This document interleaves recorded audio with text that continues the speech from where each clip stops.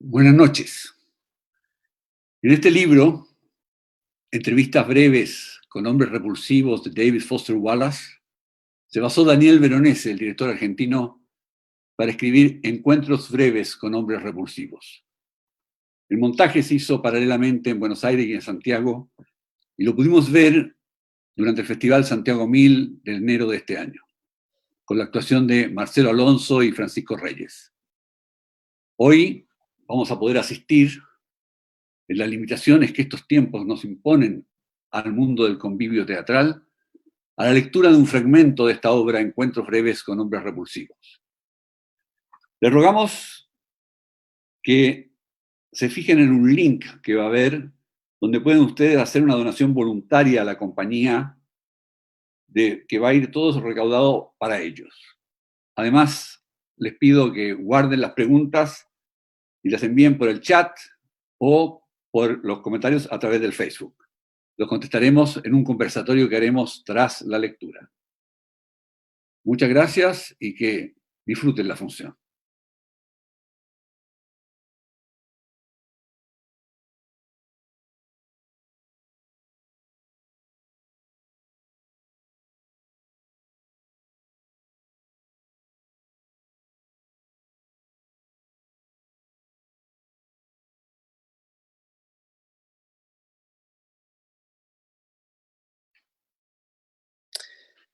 En Australia, y supongo que también en otros lugares, las gallinas tienen más valor comercial que los gallos.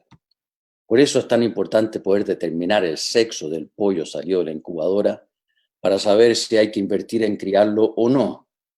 Pero como las características sexuales de estos animales recién salidos de la incubadora son totalmente internas, es imposible saber a simple vista si va a ser gallo o gallina.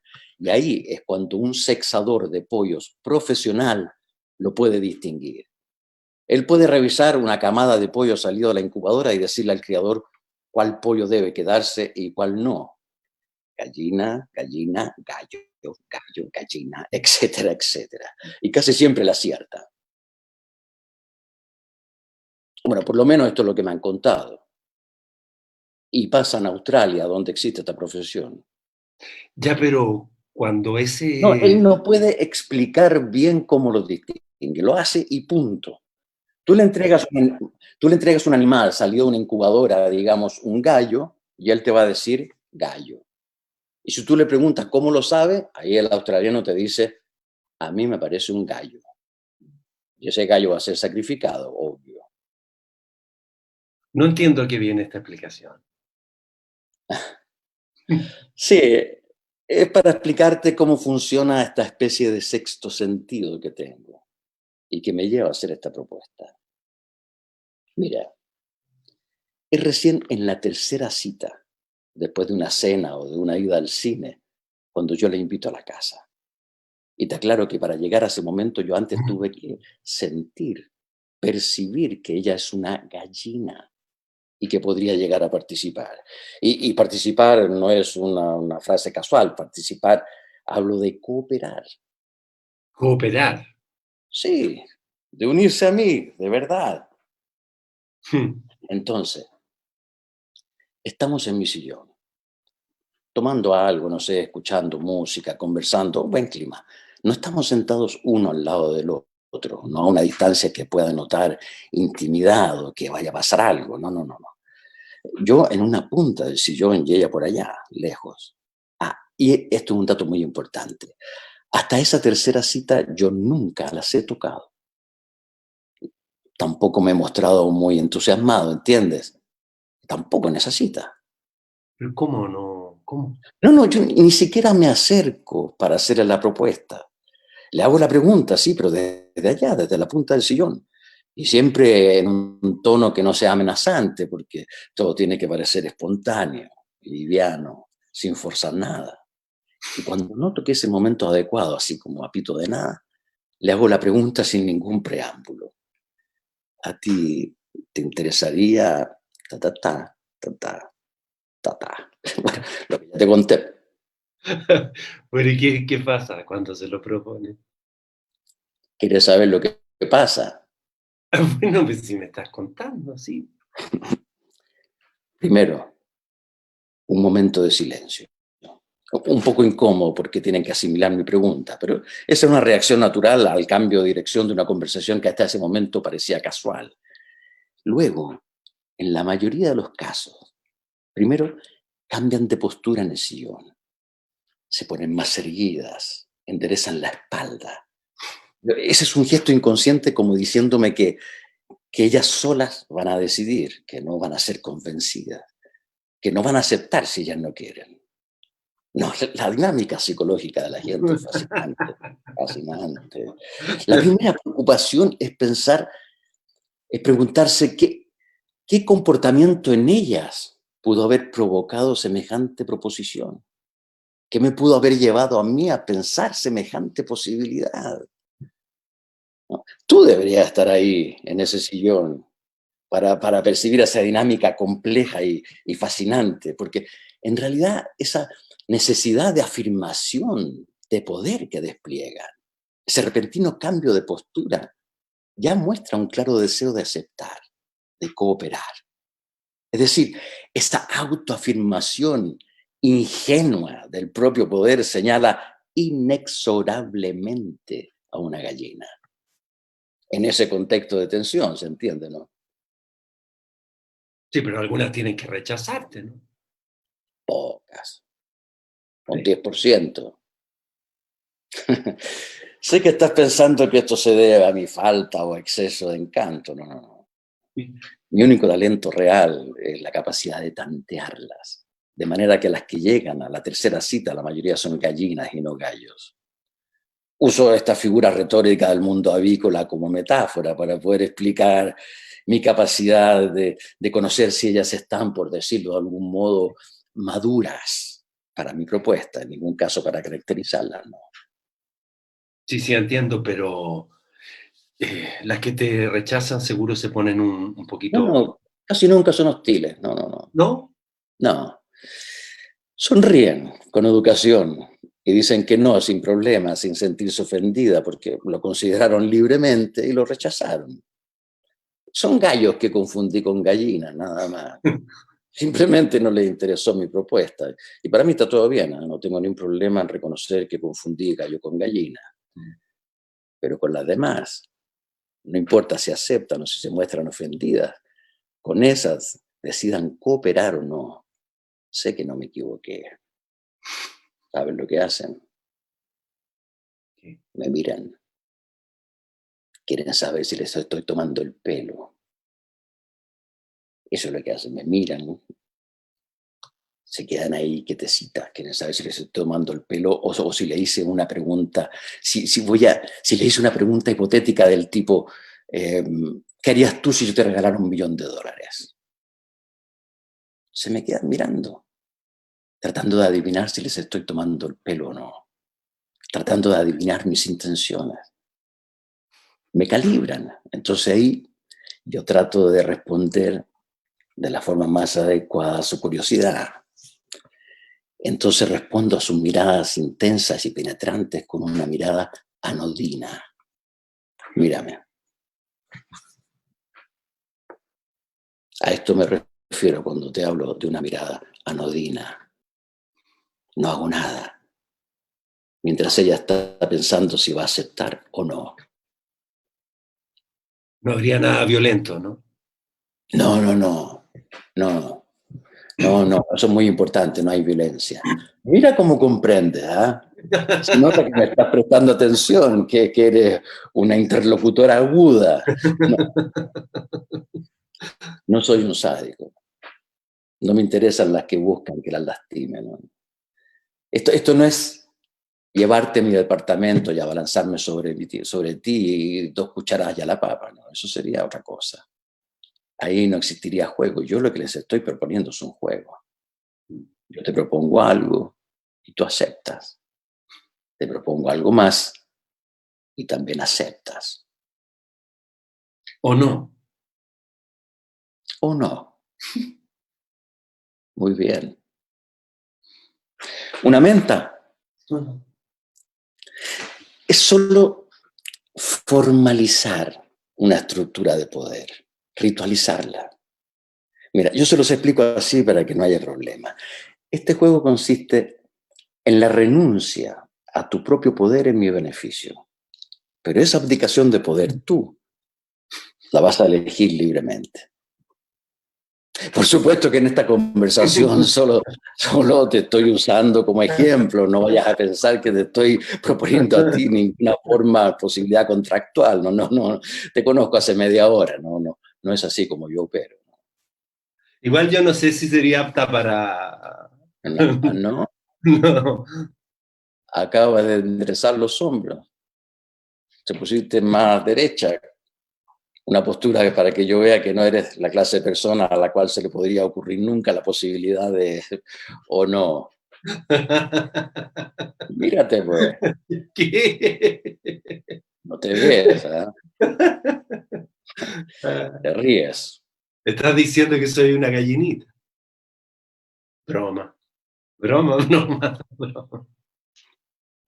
Algunas hacen bromas, como lo estás haciendo tú ahora, para convencerse a sí misma que esto solamente sería un juego. Otras se ponen nerviosas, otras fingen estar nerviosas. No sé. Para mí lo mejor es dejarse llevar. Porque las que aceptan es raro que después no se muestren conmovidas, agradecidas. Yo no pido, no suplico. Yo hablo con preguntas sencillas del tipo, ahora vas a hacer esto y esto. Te puedo decir cómo ponerte, cómo tienes que caminar, cuándo vas a mirarme y cuándo no vas a poder mirarme. Entonces, Entonces, ¿qué? ¿qué dices? ¿Crees que te podría interesar?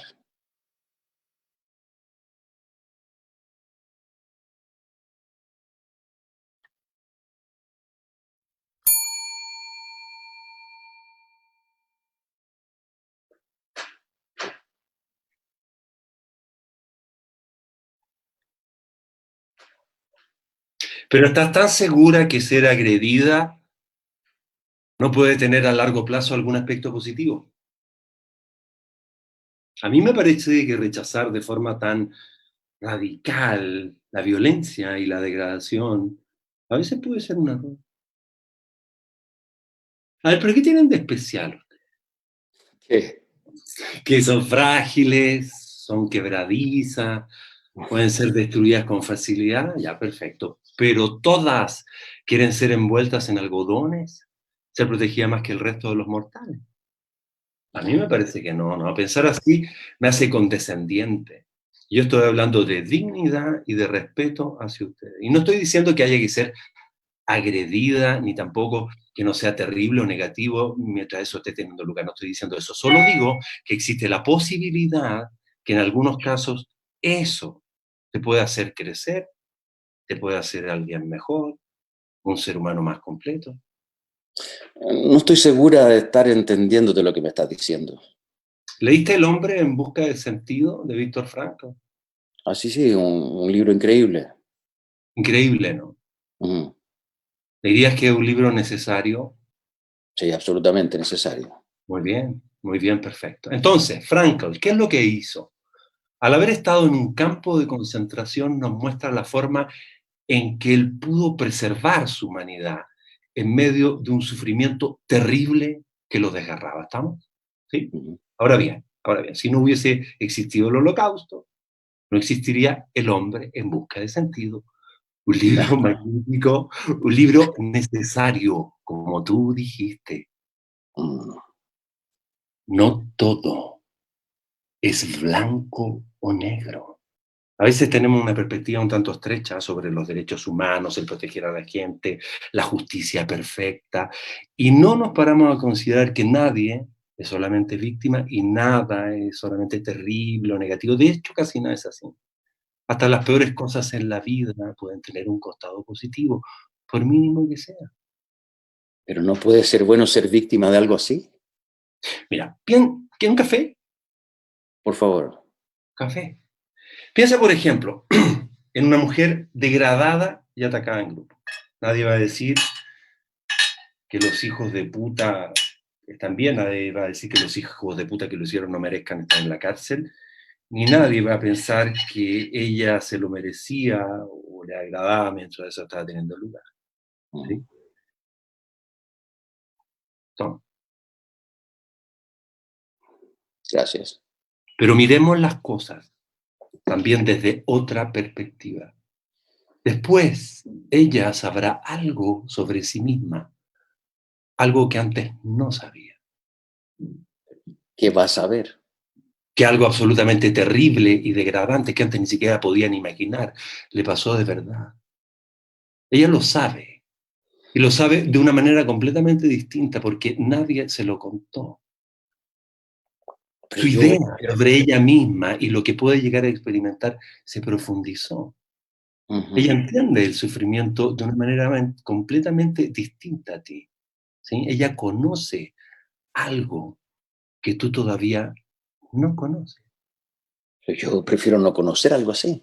No, sí, obvio. Si yo puedo evitarlo, lo evito, pero si no puedo. Ella no pudo. Pero ¿a dónde quieres llegar con todo esto? A que nadie cae en una situación así por propia voluntad. A ver, pero ¿tú qué haces?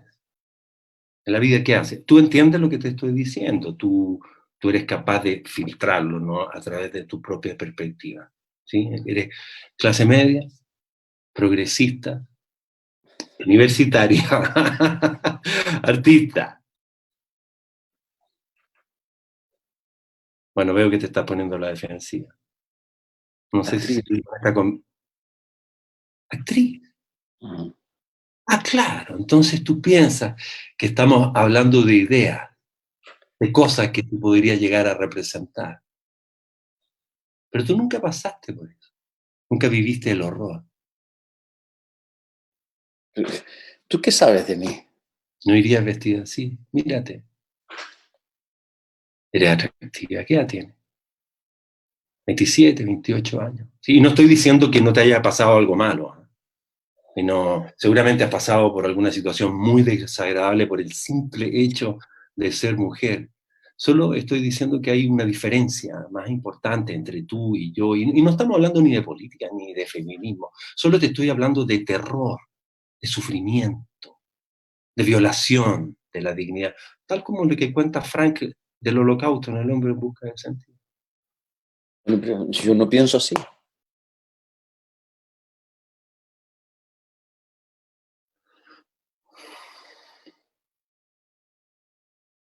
¿Qué pasaría si yo te dijera que mi mujer actual, de muy joven, fue a la fiesta equivocada, con el amigo equivocado y sus amigotes, y le hicieron prácticamente todo lo que 4 tipos le pueden hacer a una mujer en términos de violación, que estuvo 1 mes y medio en el hospital y que todavía hoy tiene que ir a diálisis 2 veces por semana de lo mal que quedó? Ella nunca diría que se lo buscó ni que le gusta tener solamente medio riñón. Si pudiese encontrar la forma de volver el tiempo atrás y evitarlo, lo haría. Sin embargo, querría meterse dentro de su cabeza y olvidar todo lo que pasó. ¿Tú qué opinas? Borrar de su memoria todo lo que pasó. Nada es sagrado de forma automática.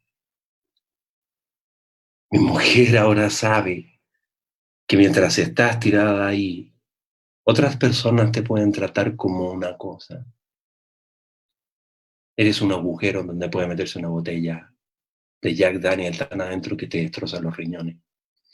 Por eso, mira, la gente habla mucho sobre humanidad, sobre derechos, sobre dignidad, pero no entienden que cuando el escenario del mundo se derrumba, ya no hay límites.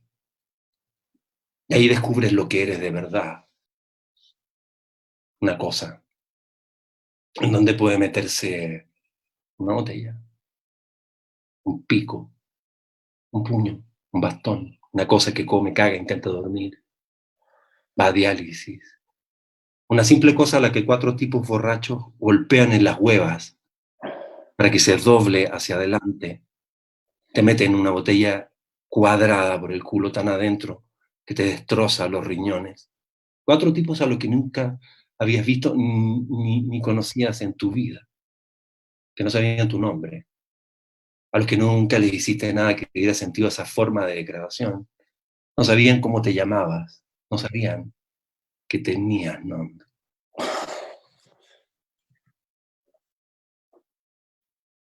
Porque cambiaría algo si yo te dijera que me pasó a mí. ¿O es que hay que ser una mujer para que te pase una cosa así?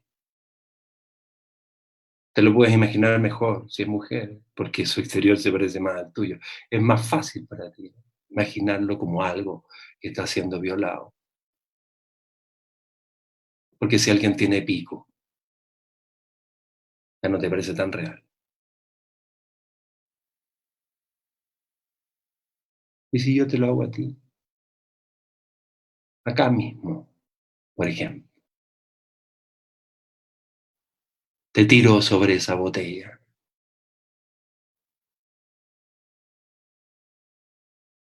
Gritas. Nadie te escucha, estás en esa mesa. Estás sola. ¿Cambiaría algo? ¿Por qué? Porque esas cosas pasan.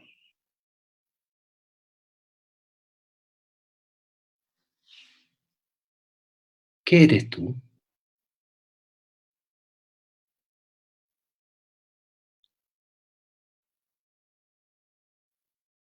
¿Qué sabes tú?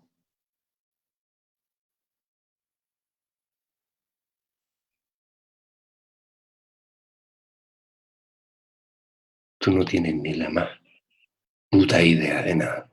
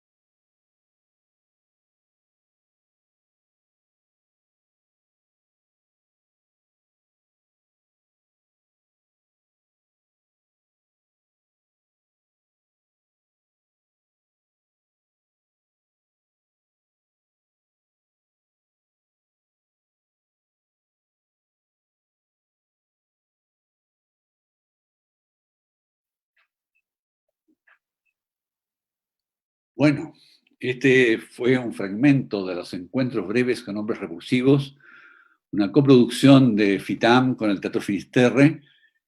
Y wow, Marcelo, Francisco, cómo los hizo sufrir Daniel, ¿no?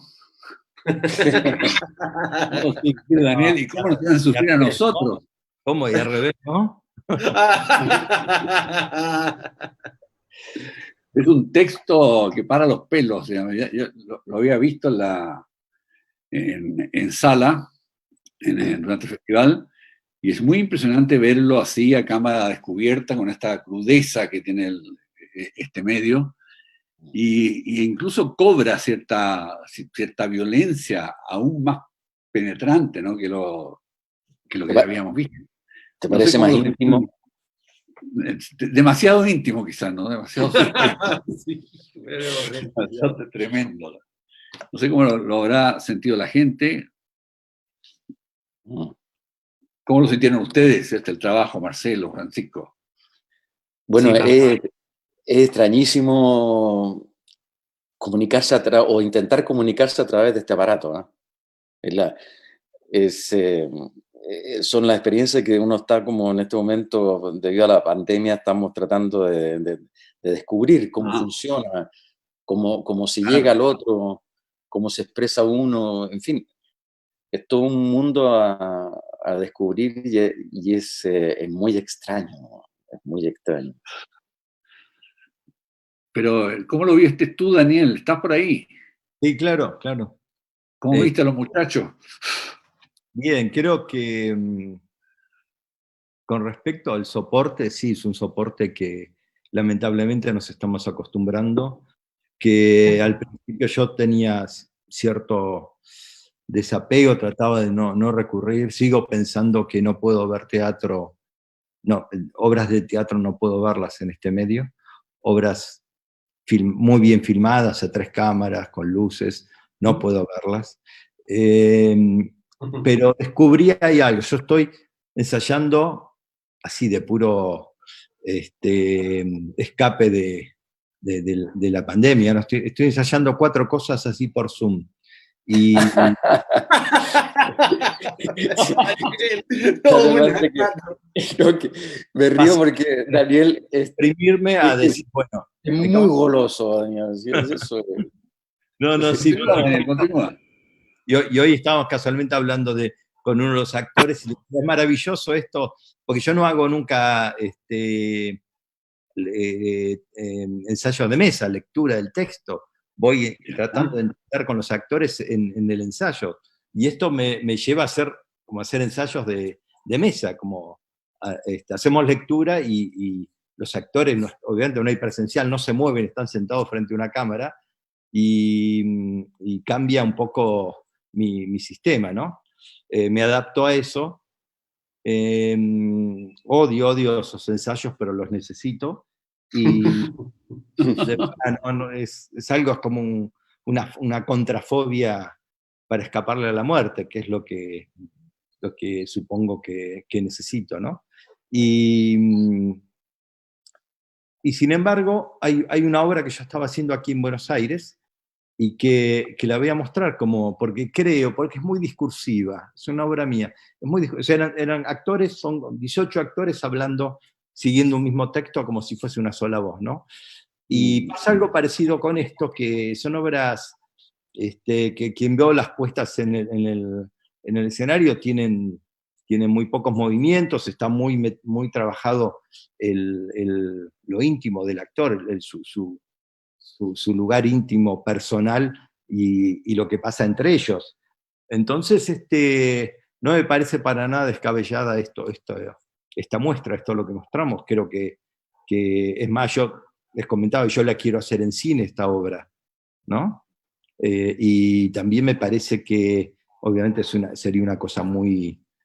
que sé, ensayar todo de nuevo, yo qué sé, pero creo que con la cámara se lleva bien este material, se lleva bien, eso lo vi recién, ¿no?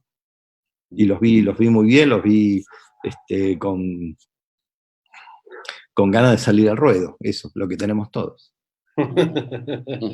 Eso se siente y es muy fuerte acá en este medio que parecía ser antiteatral.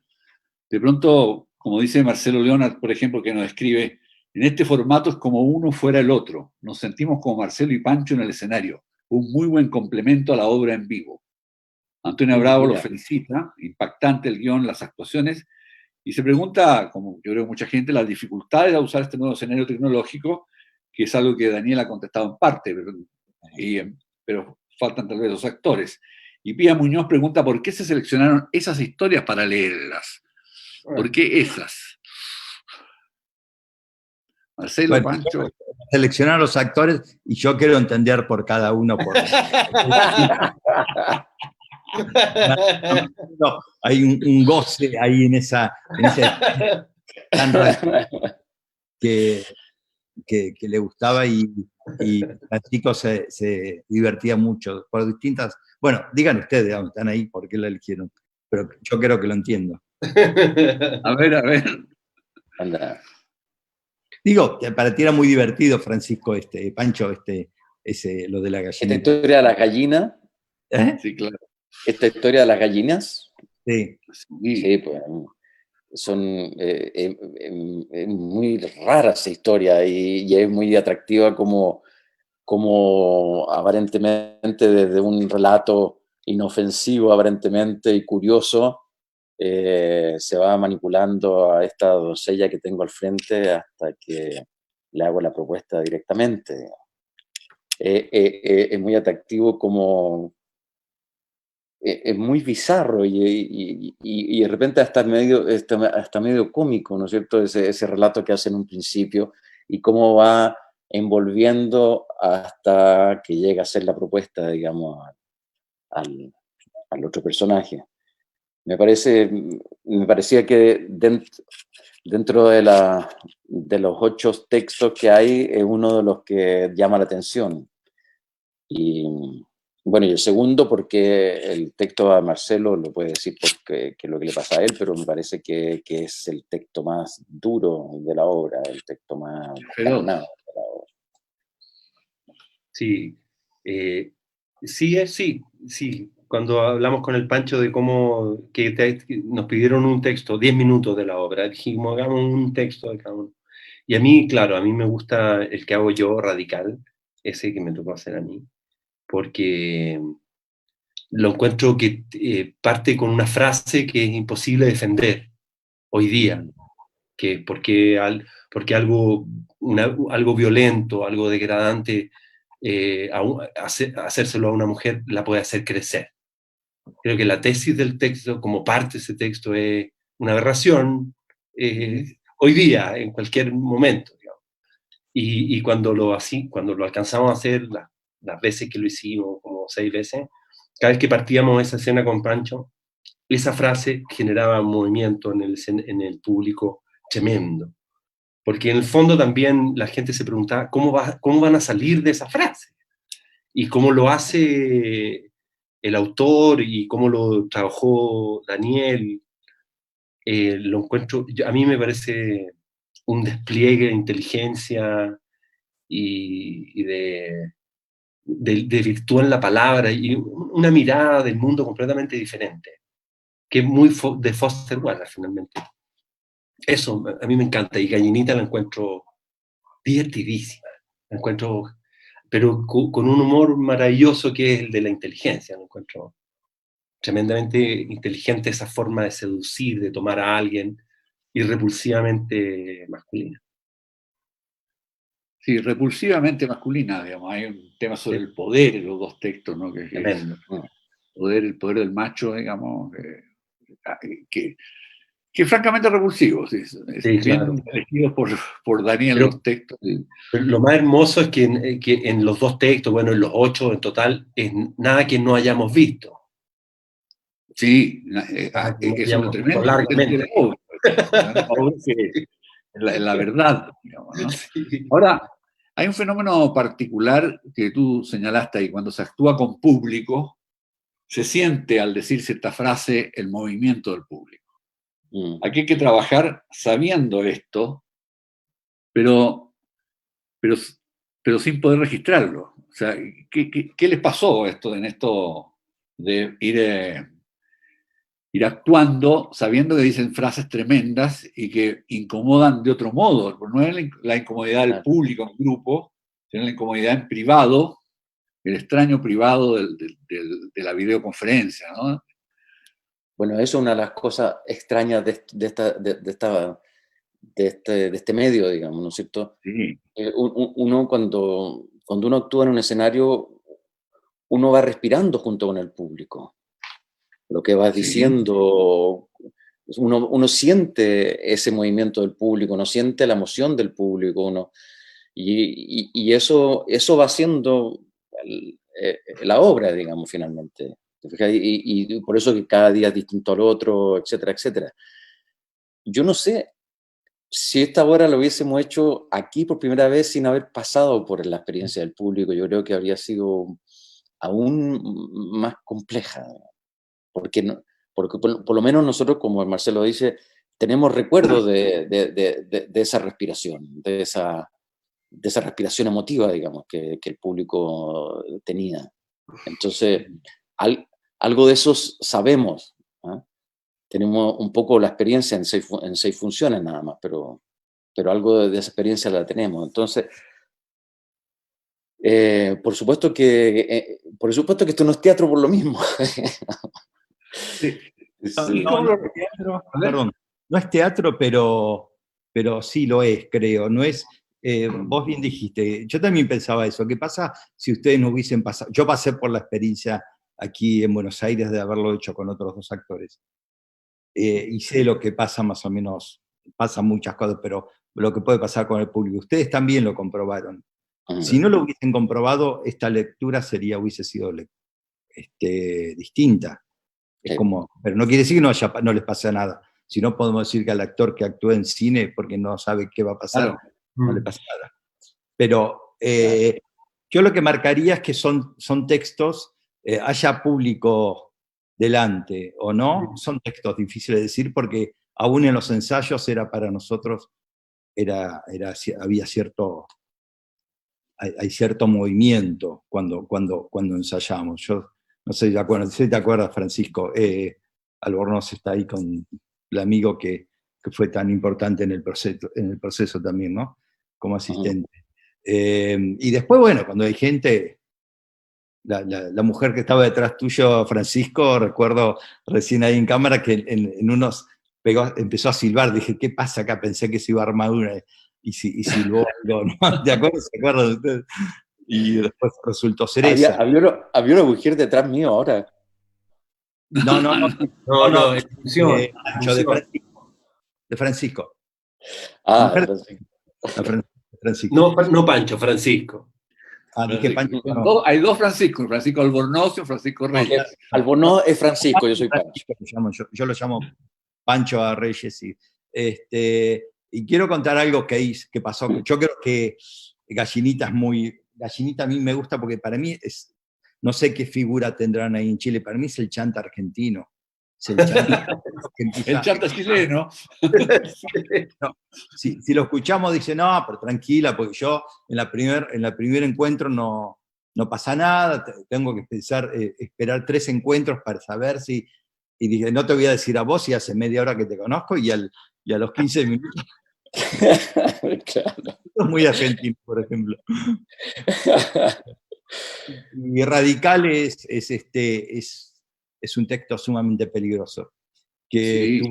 yo siempre cuando lo hacíamos estaba pensando realmente si había que ponerlo en estos momentos donde las conciencias están en turbulencia, está todo en turbulencia y a veces hay que medir mucho las palabras, lo que uno dice, porque enseguida se malinterpretan, con buenas intenciones y con malas intenciones, ¿no? A mí me pasó cuando hice un lunes, el 8 de M, aquí la marcha de las mujeres, ese mismo día reestrené en Buenos Aires y vinieron 5 chicas muy jóvenes, de pañuelos verdes, combativas, y en ese monólogo se fueron las 5, así haciendo ruido, se fueron.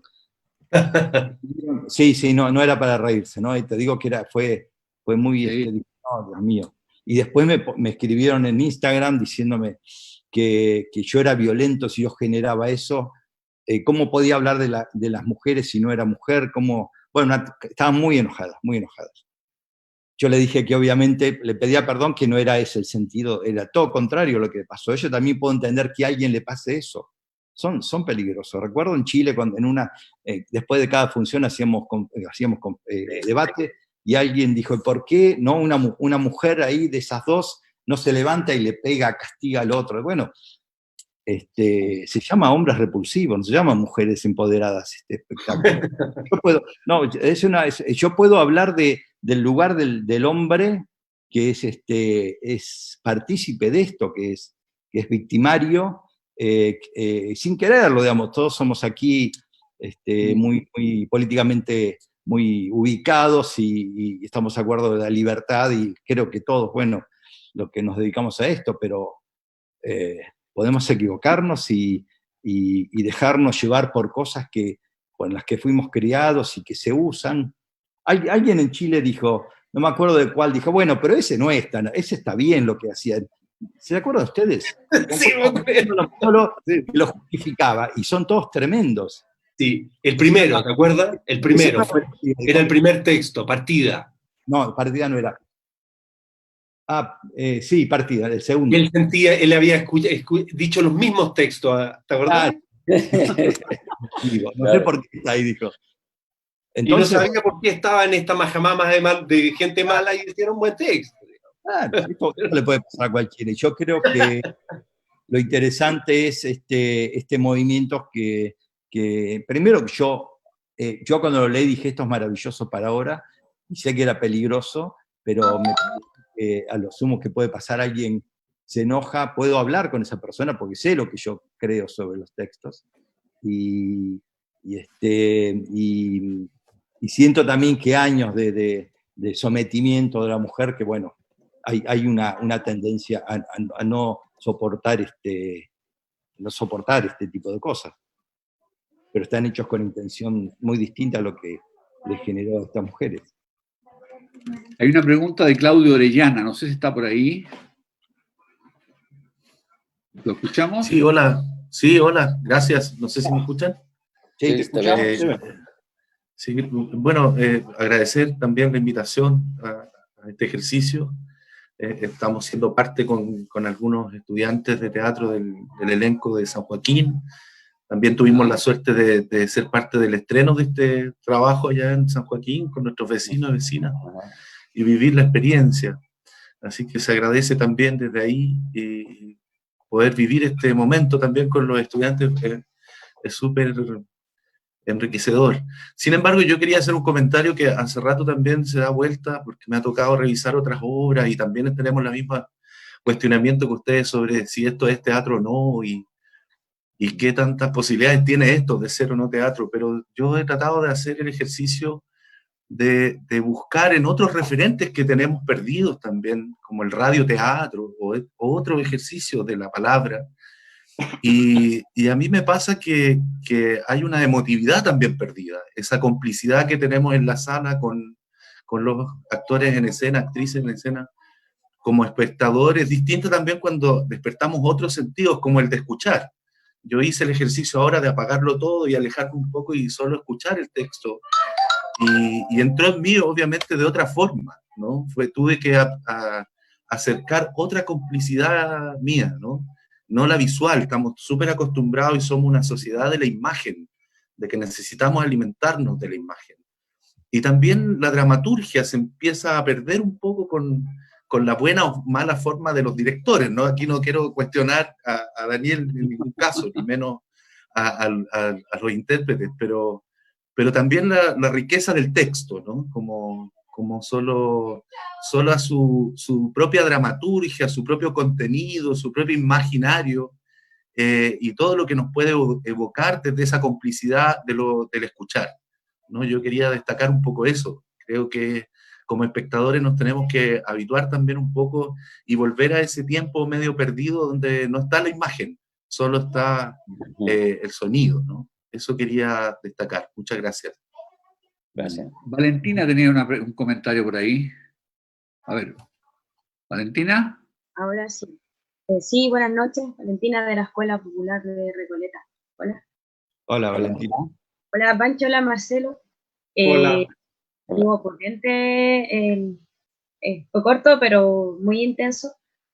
Como mujer, como que hubieron momentos como de angustia, como escuchar al hombre, como volvía al discurso machista, un discurso que fuera como razonable. O que hubiera gente que dijera, y yo creo que debe pasar gente que dice, pero sí es cierto lo que él dice. Entonces, a mí como que de verdad que me angustiaba y como que sentía como una desesperación como de querer gritar así como, ¡no, cállate! Así.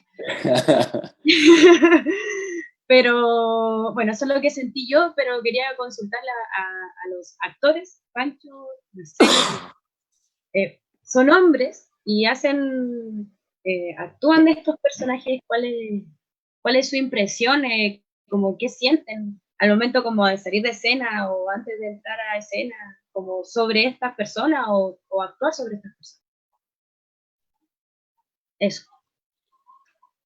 Hacer de hombres repulsivos.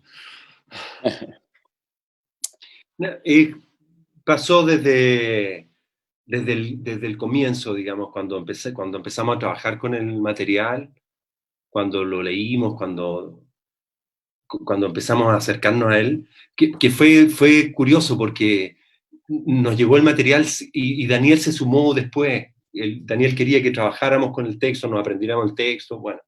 Y entre el Pancho, el otro Pancho y yo, los tres, empezamos a leer el texto sin indicaciones del director, sin la mirada de Daniel todavía. Por lo tanto, uno se enfrentó al texto, porque generalmente uno va a una obra de teatro y lee y con el director, y el director rápidamente lo explica de alguna manera o le da un enfoque, ¿cachai? Y nosotros tuvimos bastante tiempo, porque nos dieron tiempo para poder aprendernos bien el texto, para poder trabajar rápido con Daniel, y nos vimos enfrentados al texto como en estado puro, así, con todas mis dudas y con todo lo que me provocaba. Y a mí y recuerdo muy claramente esa etapa, porque yo muchas veces no sabía cómo salir del texto, qué opinar. Había partes que yo decía, pero si hay pedazos, no me refiero solo a Radical o a Gallinita, el texto es más largo y tiene muchas otras esquinas, digamos. Y yo decía, pero yo soy eso. Entonces uno se empieza a encontrar con uno en ese texto y con toda la aberración y lo repulsivo que uno puede tener formativamente con respecto a ser un hombre. Y en ese sentido ha sido un viaje súper como personal con respecto a la temática. Cada vez que la hacemos, a eso me refiero, te estoy contestando a qué sentimos arriba del escenario. Es una obra que sin duda se termina de explicar con la gente, es con el efecto, ¿cachai? Que uno va sintiendo con la descarga de información y de palabras y de tesis y de imágenes, en donde a mí me ha servido mucho, casi como más allá del escenario, para encontrar un lugar frente al conflicto del machismo, del feminismo, a la turbulencia que hay ahora. Porque es muy contradictorio. Como tú dices, uno escucha el texto y uno dice, pero si tiene razón. Eso. Nos puso en contradicción permanente, que creo que es un súper buen motor escénico, que es no saber muy bien qué opinar sobre lo que está pasando. De repente cuando uno opina demasiado como actor, las obras no son, o la actuación no es muy buena. Claro, cuando uno tiene mucha certeza, de pronto se manipula, digamos, la forma de actuar. Es importante, yo creo que esta es una obra que que habla de los hombres. O sea, no es que haya un personaje que esté haciendo de mujer. Hay un personaje que está siendo receptivo, pero no es necesariamente, no es una mujer la que está ahí. Eso era muy interesante en el vivo, o sea, cuando se hacía sobre el escenario, porque muchas veces después en los conversatorios salían opiniones como, bueno, pero las mujeres no somos así, decía una chica, por ejemplo. O ¿por qué esa mujer es tan sumisa y no reacciona violentamente, como decía Marcelo en un principio? Y nosotros en ningún momento intentamos ser mujer en el escenario. No tratamos de gesticular como mujer, ni hablar como mujer, ni nada. Pero sin embargo, la visión del espectador sobre el momento en que te toca el personaje receptivo, te leen como mujer. Es una cuestión muy curiosa, pero en el fondo son dos hombres puestos en evidencia sobre el escenario, sobre los laberintos del machismo que sorprendentemente uno en muchos textos se reconoce, atávicamente. Y sí, pues es un ejercicio en ese sentido súper fuerte para uno, más allá de la actuación, hacer ese viaje, hacer esa indagación que finalmente te desnuda, digamos, frente al espectador. Alenka Tomišić hace una observación sobre el tono perverso que hace dudar del propio juicio, ¿no? Estos discursos sobre lo razonable, porque los dos son discursos los que escogieron, que tienen que ver sobre el poder y sobre una lógica que ata a la víctima. Y ahí está lo perverso. Incluso más que lo machista, la perversión masculina, ¿no? De estos hombres repulsivos. Este dominio, esta transformación de lo sexual en una instancia de captura y de destrucción de la otra, ¿no? Hay algo que es bien perturbador en el espectáculo completo. Y yo creo que eso está logrado. Ahora, yo quisiera que, mientras piensan en la respuesta a este comentario de Alenka Tomišić, yo vuelvo al medio, ¿no? O sea, ustedes han hecho cine, los dos tienen experiencia en cine, y hay algo que es distinto que aparece. ¿Hay algo qué? Hay algo que es distinto en esta plataforma, ¿no? ¿Cómo fueron sintiendo esto del manejo de lo perverso? Ahora no en el teatro, sino mirando al computador. Es loco porque yo también me pasaba como Daniel que... Mirando tu puntito verde. ¿Ah? Una pregunta. Ustedes, recién cuando estaban actuando, ¿habían apagado su cámara? Digo, ¿ustedes se veían también actuar? ¿O saben que tienen una función para ver solo al otro y no verse a sí mismo? Yo miraba la cara del Pancho, que la tenía entera en el computador. ¿Tu cara no aparecía? No. O sea, un chiquitito aquí al lado, que no... Ok. Cuando vos hablabas, ¿no se veía tu cara tampoco? No. Okay. No, solo estaba mirando a Pancho. Sí. No, solo para saber eso. Que te cambia mucho también verte, estás actuando y te estás haciendo. Los actores que no les gusta nada eso, ¿no? La experiencia es que es muy loca, porque yo para poder mirar y verlos bien tengo que ponerme anteojos. Sí.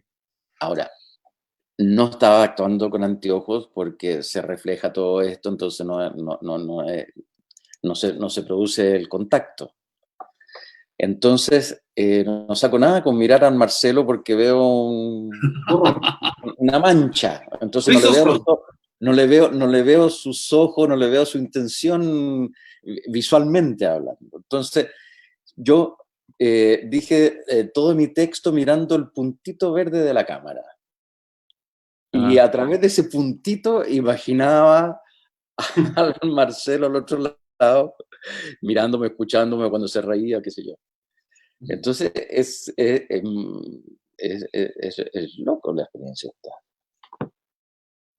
Una pregunta, ¿cómo se sintieron, no desde el punto de vista que hemos hablado del perverso, sino de la víctima, ¿no? ¿Cómo se sintieron en ese rol, que también lo tuvieron que, aunque fueran líneas, estaba el rol de la víctima, de la abusada, de la dominada, de la sometida, de la amenazada, que es muy particular, son pequeñas líneas. Sí. Puedo anticipar una cosa sobre esto, porque esos textos no están en Wallace. Si ustedes, sí, exactamente. Eso es muy interesante porque es tuyo eso. Claro, yo porque pensé que, por eso son mínimos también, son más de apoyo para seguir. Wallace pone un texto, luego hace un espacio, pone un paréntesis con puntitos, creo, como diciendo aquí el otro responde algo, pero es muy perverso Wallace, porque al principio de estos textos te pone numeraciones, fechas, lugares, vos decís, pero esto está sacado de algún lado. Esto parece que realmente como si se hubiese metido en archivos grabados de una prisión o de un psiquiátrico o no sé de qué, te hace realmente pensar perversamente dónde están estas personas y por qué hay solo una voz. La voz del que pregunta o del que contesta a este hombre, hasta esta persona no está.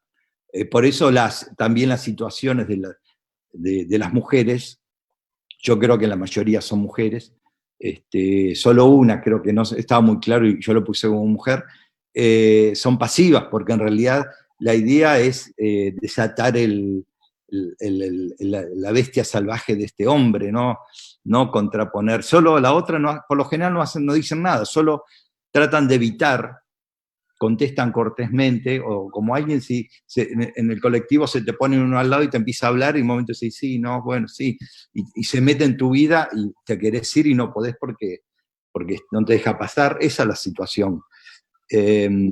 Por supuesto que hay mujeres que reaccionan, por supuesto que no todas son así, pero esto es un recuadre dramático que sirve para iluminar este tipo de repulsión masculina, que vuelvo a decir, no está tan lejana.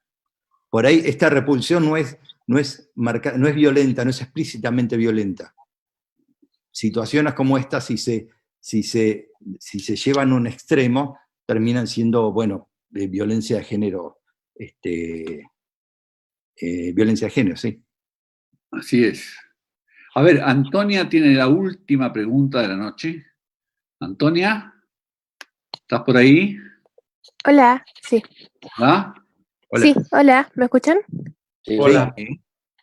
Tenía una pregunta que la habían mencionado, pero se me había ocurrido, que es sobre la víctima. O sea, la persona que recibe el texto del hombre repulsivo. Porque, por ejemplo, me pasó cuando estaba el texto de Radical, que tenía a Marcelo como en la pantalla entero y veía sus ojos. Y me ha tocado conversar con hombres así, y como pude sentir lo que siento al conversar con esos hombres que verdaderamente son repulsivos. Entonces, quiero saber cómo se sentían ustedes y si podían llegar a canalizar ese sentimiento de repulsión que se siente, a lo mejor no acá, porque, bueno, Francisco dijo que no podía ver a Marcelo, pero en la obra.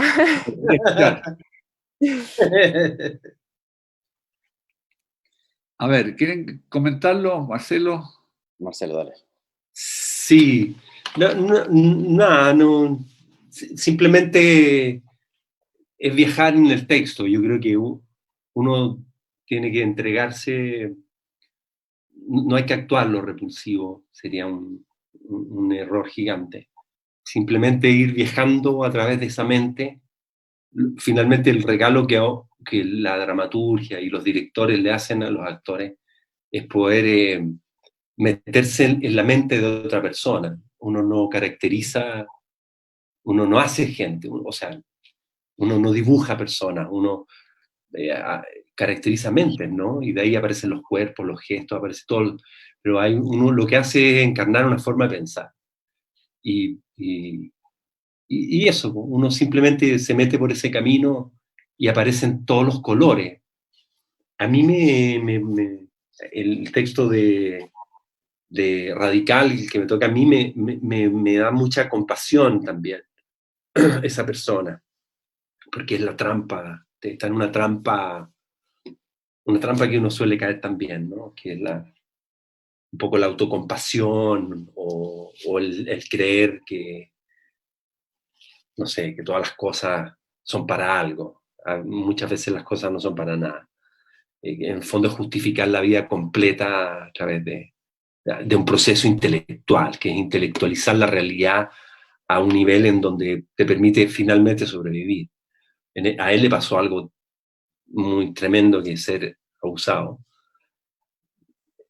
Eso, la repulsión ocurre por el lugar que finalmente esa mente ocupa y por el lugar que esa mente discurre. Y uno va metiéndose ahí nomás. Pancho. No, está dicho. Está muy bien. Yo creo que Bueno. es interesante, solo agrego esto, de ese, para mí es el más difícil, el más violento, porque es un victimario que en un momento fue víctima, y eso no nos justifica Sí. de volver el ser dañinos con la gente, ¿no? Pero este hombre, de alguna manera, digamos, no se mata porque reprime algo que recibió y necesita volcarlo hacia otra persona. Es el más complejo, digo, de los 8 trabajos, el de Radical. Sí. Bueno, llegamos al final de la noche. Hay que dar las gracias a Daniel Veronese, que está del otro lado de la cordillera, a Marcelo Alonso, Francisco Reyes. Somos nosotros. Ustedes están del otro lado de la No, tú estás al otro lado de la cordillera. Nosotros estamos a lo largo y a lo largo de este país. Sí, estamos en alguna parte. Estamos todos en algún sitio, tratando de superar que no podamos estar todos en el mismo sitio, pero se logra crear esta atmósfera de gran teatro que nos regalaron esta noche con los encuentros breves con hombres repulsivos, Marcelo Alonso, Francisco Reyes, Daniel Veronese. Bueno, buenas noches, y si pueden abrir los micrófonos todo el mundo, pueden aplaudir un poco y ya los escucho. Bueno, muchas gracias. Gracias. Gracias. Gracias. El superpoder de ella es tener Fuerte. Se lo merecen. Muchas gracias a todos, muchas gracias a los espectadores, muchas gracias por las preguntas, muchas gracias desde ya a este tremendo montaje. Chao. Adiós. Chao. Chao. Gracias.